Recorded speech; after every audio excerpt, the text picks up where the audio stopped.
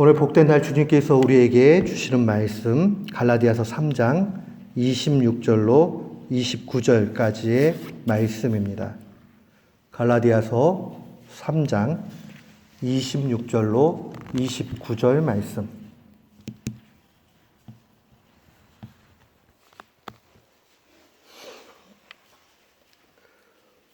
우리 같은 마음으로 26절부터 29절까지 봉독토록 합니다.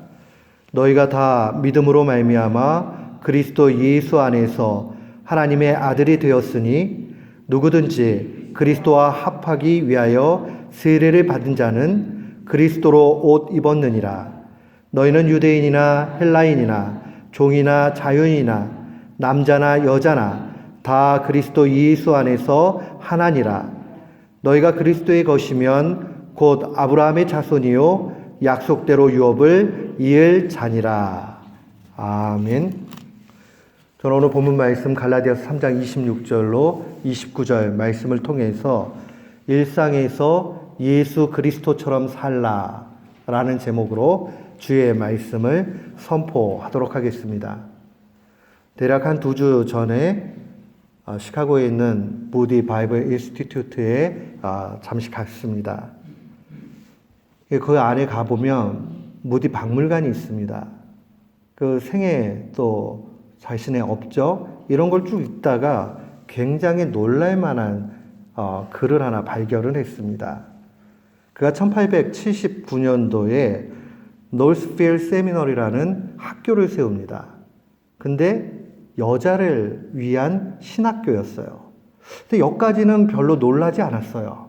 근데 거기 내용 중에 보면 당시의 시대 상황이 잘 기록되어져 있습니다. 당시에는 여자들 자체가 무언가를 공부할 만큼, 연구할 만큼 두뇌를 가지지 않았다라고 생각했다는 겁니다. 그러니까 오늘날로 생각하면 말도 안 되는 얘기죠. 우리 대학 갈 때 여자도 가고 남자도 가고 다 가지 여자는 안 돼 하지 않잖아요.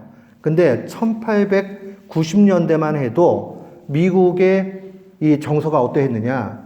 여자는 연구할 두뇌를 신이 주지 않았다. 이렇게 생각을 했다고 해요. 실제로 미국의 역사를 보면 1848년도 그쯤 돼야지 여성 평등에 대한 선언문이 나옵니다. 그렇지만 그 선언만 했을 뿐이지 실효가 없었던 거예요. 여자들이 투표할 수 있는 투표권이 1920년이 돼서야 비로소 주어집니다. 그러니까 100년 전까지만 해도 여자는 투표도 못했어요. 그러니까 참 시대 상황이 어떤지 우리 참 보면은 암울한 거잖아요. 그런데 이 하나님의 사람이었던 무디는 1879년도에 이미 여성들을 위한 그런 신학교를 세운 것 보게 됩니다. 이 일들을 통해서 이곳에서 교육받은 여성들은 완전히 다른 신분으로 들어가게 됩니다.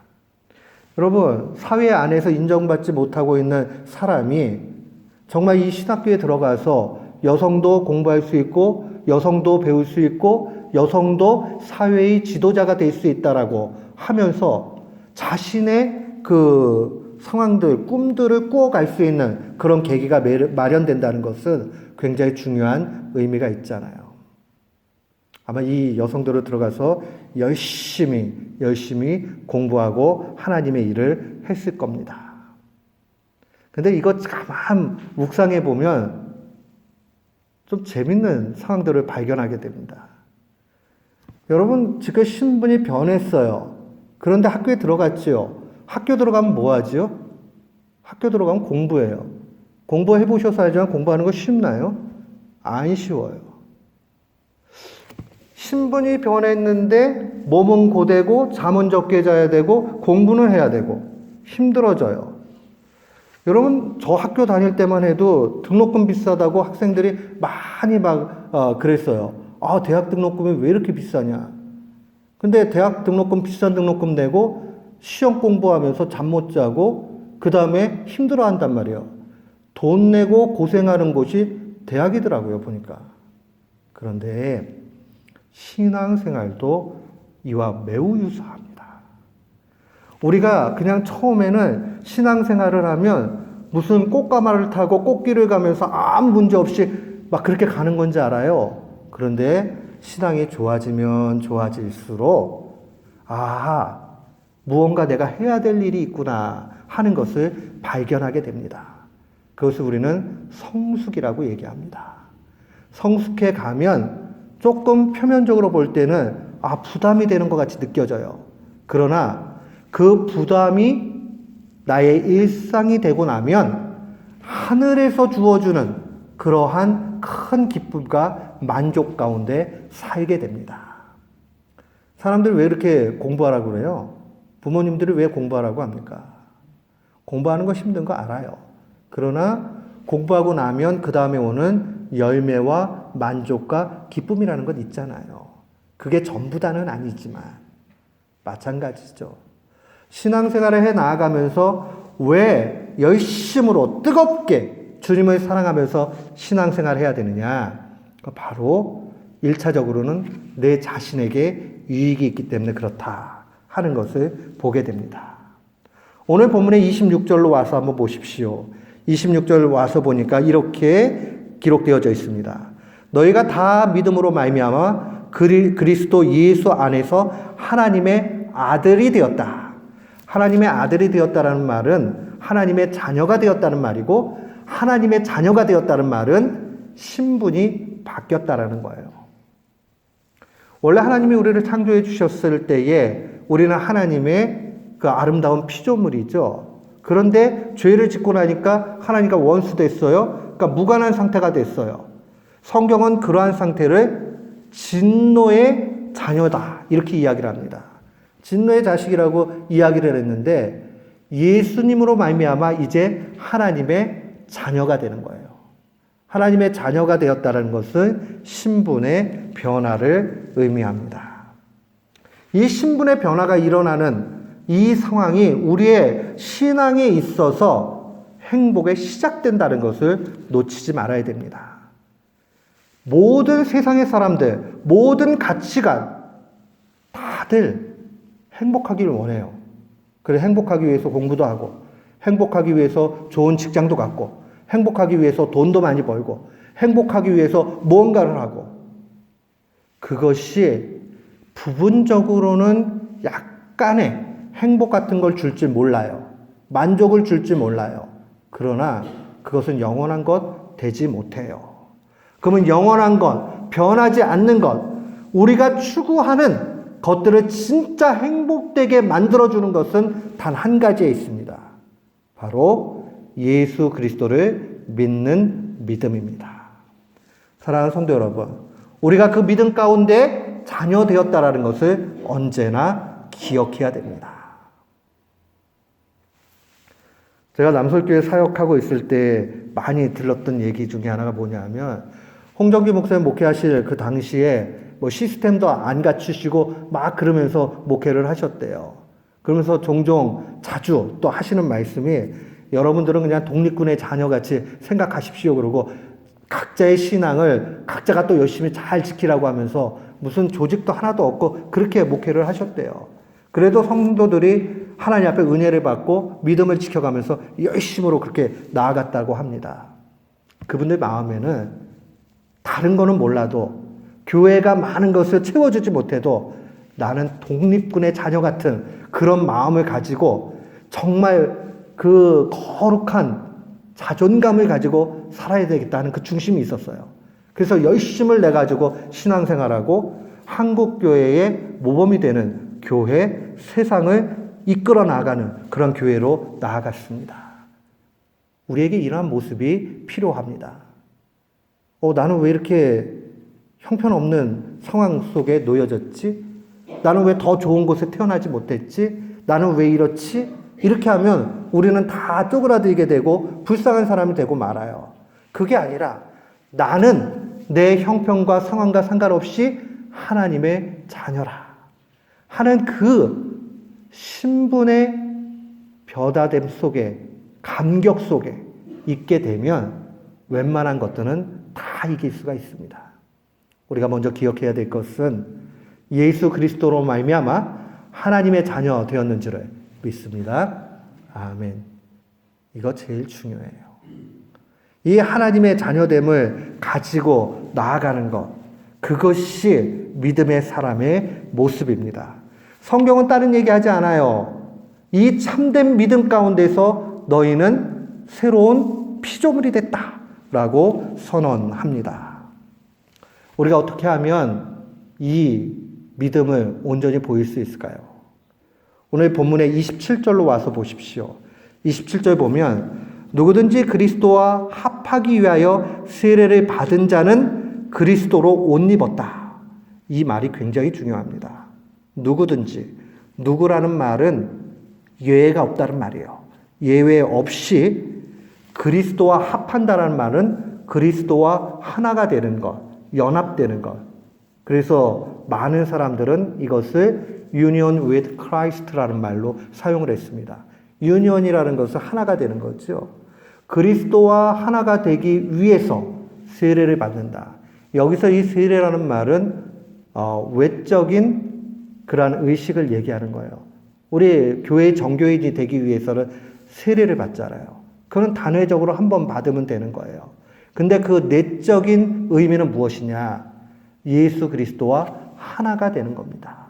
예수 그리스도와 하나가 되는 것. 그렇게 예수 그리스도와 하나가 될 때에 우리는 비로소 그리스도에 속한 사람이 됩니다.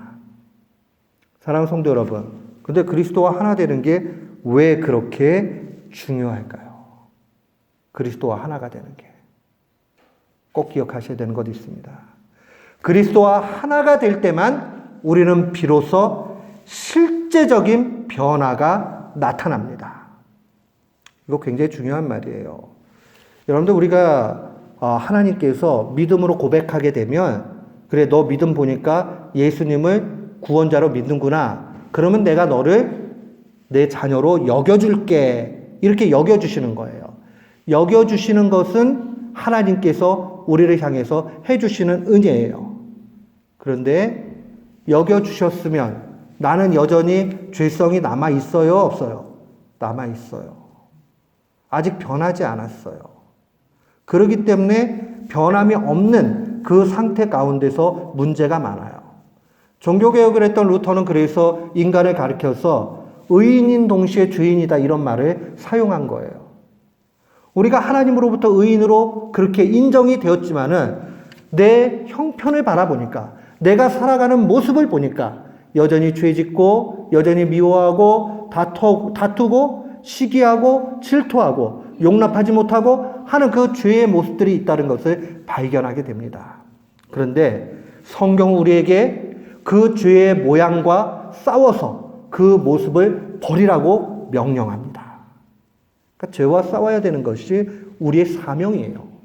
그런데 그 죄와 싸울 수 있는 그 힘이 어디에서 나오느냐? 그게 바로 예수 그리스도와 하나가 될 때 그러합니다. 여러분 인생을 어느 정도 살다 보면 이런 생각이 들 때 있죠. 아휴, 나는 왜 이러고 살고 왔나?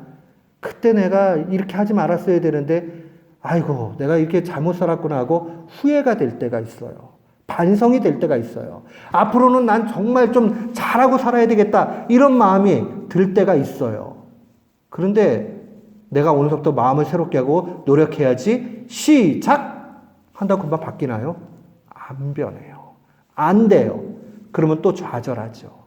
그런데 신앙이라는 것은 그렇게 시작하지 않아요.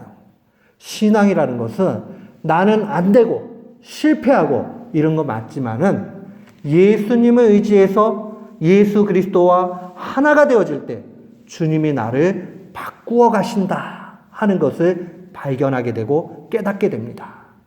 이게 다른 신앙과 다른 거예요. 다른 이방 종교에서는 자기가 노력하고 자기가 착한 일을 막 쌓고 그 다음에 비나이다 하면서 하늘을 감동시키고 뭐 이렇게 해가지고 높은 수준으로 올라가는 거예요. 기독교 신앙은 그게 아니에요. 높은 보좌에 계셨던 예수 그리스도께서 이 땅 가운데 오셨고 그 예수님이 내 속에 들어와서 그분과 하나가 되었음을 기억하고 주님 나는 여전히 부족합니다. 나를 도와주세요. 라고 가난한 심령이 되었을 때에 주님이 도와주시는 것을 경험하는 겁니다. 믿음이 좋아지면요, 자꾸 자기 죄가 보여요. 믿음이 좋아지면요, 자꾸 회개할 거리가 많아요. 믿음이 약할 때는요, 회개할 게 없어요. 왜요? 그 정도야 남들도 다 잘못하는 건데.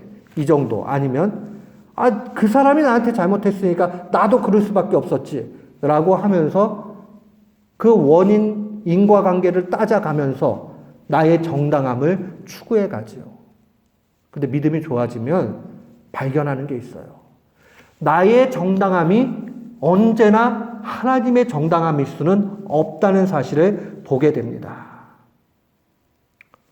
같이 집에서 살거나 사회에서 생활하다 보면 인간적인 갈등들이 나타날 때 있잖아요. 그때 우리는 제일 먼저 하는 게 누가 잘못했나 먼저 그 상황들을 밝혀보려고 합니다. 그러다가 내가 잘못한 게 있다, 내가 먼저 잘못했다 이러면 그때는 좀 미안하다 하기도 하고 반성을 합니다. 근데 아무리 12번도 더 생각해봐도 내가 잘못한 게 없다. 그러면 목에 힘이 들어가고 마음이 단단해지고 내가 다시는 용서해 주나 보다 이러면서 마음을 강팍하게 먹게 됩니다. 모든 사람들의 모습이에요. 이 정도의 차이만 있을 뿐이지. 그런데 믿음이 들어오고 그 다음에 내가 더 많이 주님의 은혜를 경험하게 되면 그래 나는 그게 정당할 수 있지만은 그러나 이 정당함을 하나님은 온전한 정당함으로 여겨주시지 않는다 하는 마음을 갖게 됩니다. 그래서 용서해야 되는구나. 용서해야 되는구나. 용납해야 되는구나. 사랑하는 성도 여러분, 우리가 믿음 가운데 그렇게 나아가게 되면 비로소 27절 뒤에 나오는 대로 그리스도의 옷을 입게 됩니다. 이게 중요해요. 옷이라는 게 뭐예요? 그 사람의 직업, 신분을 나타냅니다. 옷이라는 것은. 당시에도 마찬가지예요. 그리스도의 옷을 입었다 이 얘기는 그리스도와 같이 되었다. 그러니까 우리의 수준이 예수님 차원으로 올라갔다 그 얘기가 아니라 우리가 뭘 한들 예수님 같이 되겠어요. 그러나 예수님이 이 땅 가운데 사랑으로 행하여 주셨던 그 모습을 자꾸 닮아가는 그러한 모습으로 나타나게 되는 것을 표현하는 말입니다. 우리 그냥 인간적인 상황에서 사랑하라 그러면 이것만큼 사람을 옥죄는 힘들게 만드는 그러한 명령이 없어요. 왜냐하면 우리 자신이 잘 알거든요. 우리는요, 사랑하라 하는 이 사랑이라는 단어만큼 어색한 단어가 없어요. 왜요? 양심이 올바른 사람이라면 내 자신이 얼마나 사랑 못하는가 하는 것을 잘 알고 있기 때문에 그러하죠. 그러니까 사랑하라 하는 명령을 받을 때에 이거 참 마음이 무겁네 이런 생각을 해요. 그리고 사랑이 잘 안 되죠. 근데 주님은 우리에게 그렇게 말씀하셨어요. 너희를 사랑하는 자를 사랑하면 무슨 유익이 있으리요? 세리도 이와 같지 아니하냐. 이방인들도 이처럼 행하지 않느냐. 나한테 잘해주는 사람, 나한테 밥 사주는 사람, 나를 이쁘다고 해주는 사람, 그 사람한테 잘하는 것은 누구나 할 수 있는 일이래요. 그러나 나를 대적하고 나를 미워하고 나를 어렵게 만드는 사람, 이 사람까지도 사랑하는 것이 주님의 뜻이요? 그것이 바로 그리스도로 옷 입은 사람들이 추구해 나아갈 길이라 그렇게 이야기합니다. 그리스도의 옷을 입었다는 것은 예수님처럼 착한 사람이 되는 것을 의미합니다. 제가 혼자 그냥 주장하는 바가 아니라 고린도 후서 9장 8절로 와서 보면 주의 말씀이 증거합니다.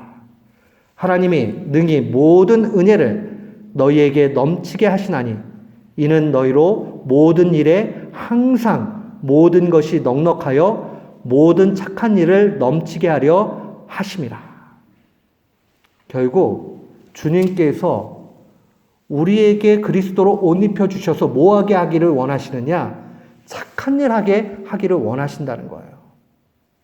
우리 교우들은 신앙생활하면서 복잡하게 생각할 게 없어요. 저 높은 곳을 향해서 구원의 소망을 가지고 살아가고 이 땅에 발붙이고 살면서 착한 사람들이 돼야 돼요. 뭐 다른 좋은 말들 많이 있지만은 착한 사람 된다. 얼마나 좋은 말이에요. 맨날 물어보세요. 나 착한 사람인가? 나는 정말 예수님 닮아가지고 착한 사람인가? 누군가가 나를 보면은 아이고 당신 보니까는 참 착해요. 당신 보니까 예수님이 보여요. 이런 얘기를 들을 수 있는가? 예수님을 믿는 믿음 때문에 구원의 확신이 있다면 그거로 족합니다. 더 필요 없어요. 근데 그것을 가지고 사는 사람은 이 땅 가운데 착하게 살아가야 됩니다. 우리 모두는 착한 사람이 되기를 주의 이름으로 축원합니다. 아멘. 우리가 실제적인 삶의 변화로서의 착한 사람, 어떻게 하면 착한 사람이 될 수 있는가? 이미 말씀을 드렸지만 그리스도와 하나가 될 때 착한 사람이 된다 하는 것을 분명히 봐야 됩니다. 그리스도와 하나가 될 때. 우리 한 달에 한 번씩 성찬식 할 때도 중심이 뭐냐면 그리스도와 하나가 되는 것을 다시 한번 기억을 하는 거예요. 이미 하나가 되었다라는 것을 우리가 알고 그것을 다시 한번 기억하는 거예요. 왜요? 그걸 통해서 착한 사람으로 나아가기 위함입니다. 그런데 오늘 28절은 그 착한 사람이 얼마나 엄청난 일을 하는가 하는 것을 보여줍니다. 28절 우리 한번 같은 마음으로 함께 봉독토록 합니다. 너희는 유대인이나 헬라인이나 종이나 자유인이나 남자나 여자나 다 그리스도 예수 안에서 하나니라. 지금 바울이 이 글 쓰고 있는 1세기 시절에는요, 계급사였어요. 종도 있었고 주인도 있었고 남녀 차별도 있었어요. 헬라인과 유대인 사이에서 유대인은 유대 공동체 안에서 목이 아주 고닫고 이방 사람들은 아주 사람같이도 취급하지 않으려고 하는 정서가 있었어요. 그런데 28절 보니까는 이렇게 이야기를 해요. 예수 안에서, 그리스도 예수 안에서 하나다. 하나다라는 말은 평등하다. 차별이 없다. 모두 형제 자매로 여긴다. 여러분, 복음이라는 게 우리에게 예수 그리스도가 우리와 하나가 되었다는 것이 바로 이러한 것을 요구할 뿐만 아니라 이렇게 만들어 갑니다. 야, 세상에 그게 어떻게 돼? 안 될 일이야. 하는 것이 바로 그리스도와 하나가 된 사람에게는 가능으로 나타납니다. 이걸 놓치지 말아야 돼요. 정말 세상을 바꾸고 싶다. 정말 우리 가정이 바뀌었으면 좋겠다. 너무 거창해. 난 그냥 내 자신에도 바뀌었으면 좋겠어. 그런다면 예수 그리스도와 하나가 돼야 됩니다. 예수 그리스도와 하나가 되어질 때에 정말 28절과 같은 놀라운 일들이 일어나게 되는 겁니다. 예수님이 우리에게 이 상황들을 언제나 보여주셨다는 것을 놓치지 말아야 됩니다. 세상을 뛰어넘는 일들을 예수님께서 친히 보여주셨습니다. 예수님 별명이 있죠. 누가복음 7장 34절에 보면 예수님의 별명에 관한 그러한 기록이 증거되어져 있습니다. 예수님이 친히 하신 말씀이에요. 인자는 와서 먹고 마시매 너희 말이라는 것이 세상 사람들의 그 말이 보라 먹기를 탐하고 포도주를 즐기는 사람이요 세리와 죄인의 친구다. 예수님이 먹는 거 좋아하셨나 봐요. 근데 그냥 먹는 게 아니고 꼭 그 사람들이 싫어하는 세리나 죄인들 이런 사람들하고 어울려가지고 유대인이 말이에요. 드신단 말이에요. 그러니까 세상 사람들이 그 가십거리로 하는 말이 아주 먹기 좋아하는 사람, 포도주를 즐기는 사람, 세리와 죄인의 친구. 왜 예수님이 이렇게 사실 수 있었느냐? 바로 하나님과 하나가 되어 계시는 그러한 진짜 하나님 그 자체이시기 때문에 이 땅 가운데 그 모습 그대로 사실 수 있었던 거예요. 우리에게 이 모습이 필요합니다. 난 정말 실제적으로 변했으면 좋겠어. 나는 새로운 사람이 됐으면 좋겠어. 그렇다면 다른 이방 종교에서는 마음을 가다듬어야 됩니다. 돌을 닦아야 됩니다. 뭐 이런 거 많이 하잖아요. 근데 우리는 그런 걸 하는 게 아니에요. 우리는 그리스도와 하나됨을 기억하면서 하나님 도와주세요 라는 그 기도가 필요합니다. 우리의 한계와 우리의 부족함을 한없이 고백하고 나아갈 때에 주님은 우리를 붙잡아 주십니다. 많은 사람들이 힘을 합쳐야 됩니다. 뜻을 합쳐야 됩니다. 통일돼야 됩니다. 얘기를 해요. 여러 가지 의견을 얘기하지만 하나가 될 수 있는 길은 오직 한 가지밖에 없어요. 그리스도 안에서 우리가 한 마음이 되는 것 외에는 하나가 되지 못합니다. 그런 의미에서 우리가 예수 그리스도처럼 정말 살기 원한다면, 예수님과 같은 그러한 모습을 닮아가길 원한다면 우리에게 필요한 것은 단 한 가지입니다. 하나님, 내가 한시도 주님과 하나라는 사실을 잊지 않게 해달라고 기도해야 됩니다.